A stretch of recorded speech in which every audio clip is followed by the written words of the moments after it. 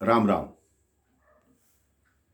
जीवन में आप हमेशा ये सोच लीजिए कि हम किसी का भला करेंगे तो हमारा भला परमात्मा स्वयं करेगा। एक बार एक व्यक्ति एक सेठ के पास नौकरी करता था। उसका यही कार्य था कि सेठ की सारी देखरेख करना, उसका भोजन बनाना, उसके घर को देखना। जब वो रसोई में आता तो सेठ कहता कि 4 रोटी बना लेना, 2 अपनी और 2 मेरी। वो रोज 4 रोटी बनाता, लेकिन जब रसोई में वापस आता तो उसमें 3 रोटी होती। वो सोचता कि ये एक रोटी कौन खा गया। बड़ी उलझन में कई दिन बीत गए। एक दिन उसने सोचा, आज मैं 4 रोटी बनाऊंगा, उसके बाद देखूंगा कि एक रोटी कौन लेकर जाता है। उसने 4 रोटी बनाकर रखी और छुप कर खड़ा हो गया। उसने देखा थोड़ी देर में एक बहुत ही मोटा चूहा आया और वो एक रोटी उठाकर चलने लगा। उस व्यक्ति ने उस चूहे को पकड़ा और पूछा, तुम रोज मेरी एक रोटी ले जाते हो, क्यों कर रहे हो ऐसा? उन्होंने कहा कि मुझे भूख लग रही थी, इसलिए मैं रोज ले जाता हूं। वो कहता, क्यों ले जाते हो? कहता, क्यों का उत्तर मेरे पास नहीं है। मेरे को यही कहा गया है कि तुम्हारी एक रोटी रोज मैं ले जाऊं। वो कहता, नहीं, मुझे इसका उत्तर दो। कहते, इसका उत्तर गौतम बुद्ध जी के पास है, मेरे पास नहीं। तो उस व्यक्ति ने कहा, गौतम बुद्ध कहां मिलेंगे? उसने उस प्रदेश का नाम बताया कि गौतम बुद्ध इस समय वहां विराजमान है।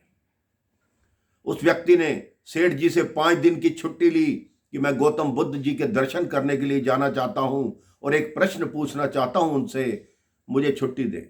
सेठ जी ने कहा, ठीक है, आप जाइए। अब वो व्यक्ति गौतम बुद्ध जी की तरफ चलना शुरू हुआ। संध्या हो गई। उसने देखा एक बहुत बड़ी हवेली आई है, यहां विश्राम के लिए स्थान मांगता हूं।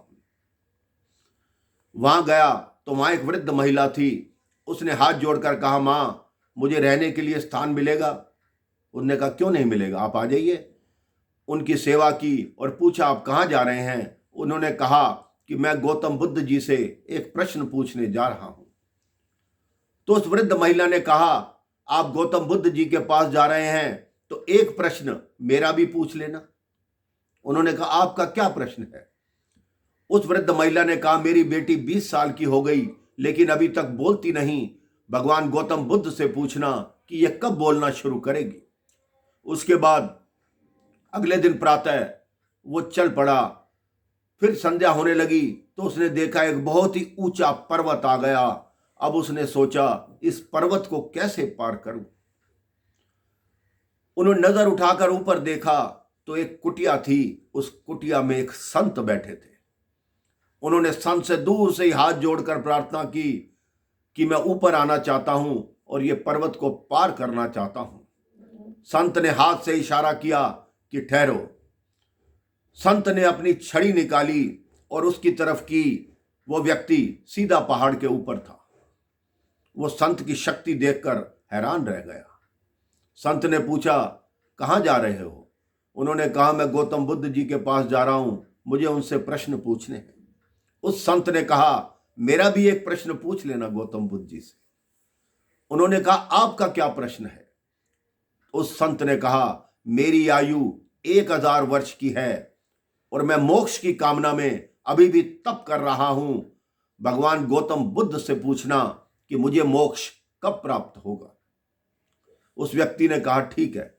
अगले दिन प्रातः फिर संत ने छड़ी दिखाई। वो व्यक्ति पहाड़ के दूसरी तरफ पहुंच गया। अब वो पैदल चलने लगा तो आगे एक बहुत बड़ी नदी आई। उसने सोचा, इस नदी को कैसे पार करूं।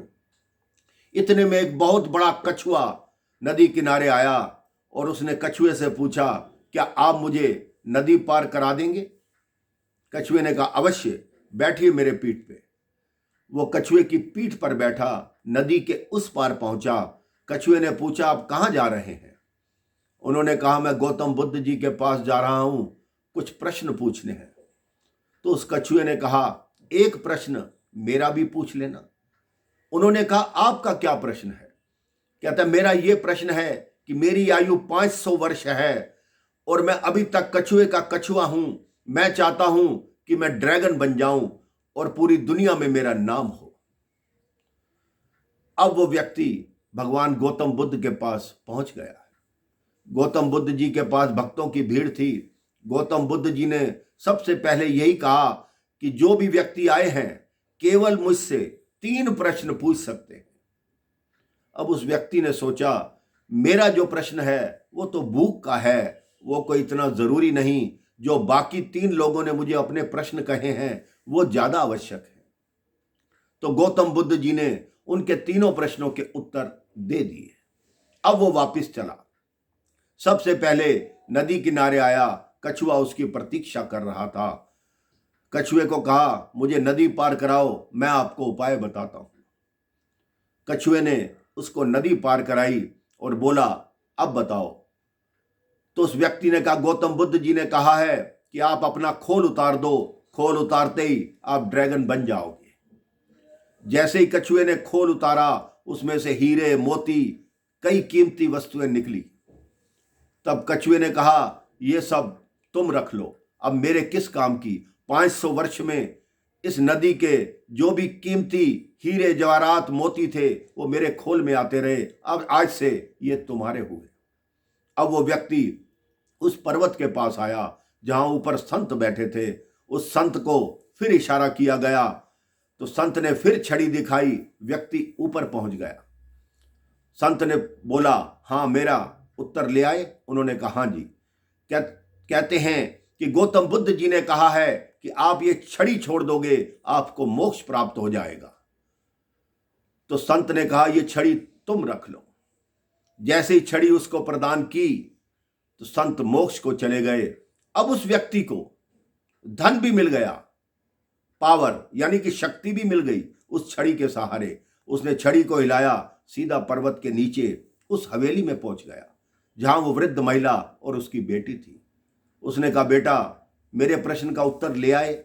उस व्यक्ति ने कहा, जी माँ जी, मैं ले आया। तो कहती, क्या उत्तर है? कहते, गौतम बुद्ध जी ने कहा है कि अपनी बेटी की शादी कर दो तो वो बोलना आरंभ हो जाएगी। तब उस वृद्ध महिला ने कहा, तेरे से भला पुरुष मुझे कहाँ मिलेगा, मैं अपनी बेटी का विवाह तेरे साथ करूंगी। इस कथा का यह अर्थ है कि आप किसी का भला करोगे तो आपका भला भगवान स्वयं करेगा। इसलिए जीवन में यह नियम बना लीजिए कि हमेशा भला करेंगे, सबका भला करेंगे। राम राम, जय श्री राम।